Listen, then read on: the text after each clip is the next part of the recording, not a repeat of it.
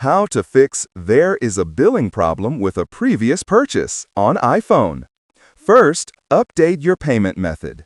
1. Open the Settings app on your iPhone, then tap your name at the top to access your Apple account settings. 2. Select Payment and Shipping. You may be prompted to use your Touch ID or even sign in your Apple ID. 3. Select Add Method Payment and enter the payment details.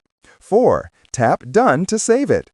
5. If you want to remove the previous method that isn't working, click Remove Payment Method. 6. Tap Remove. Second, remove and add your card again. 1. Open Settings, then tap Your Profile at the top, then select Payment and Shipping. If prompted to sign in or use Touch ID, do it and hit the Edit button in the top right corner. 2. Tap the red minus icon to the left of the payment method you want to remove. 3. Select Remove on the resulting prompt. After removing the payment method, re-enter the payment details and select Done. Third, ensure you're using a supported payment. If you try to connect an unsupported payment method or card to your Apple ID, it will be rejected by the system.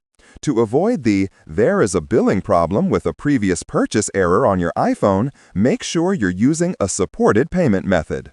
Fourth, update your iPhone. 1. Open the Settings app on your iPhone, then tap General. 2. Select Software Update. 3. Allow the device to check for available updates, then tap Download and Install. 5th, contact your bank or Apple support. If the issue persists after trying the solutions above, you may need to contact your bank to report the issue with your payment method. Otherwise, you can contact Apple support and report the issue to them.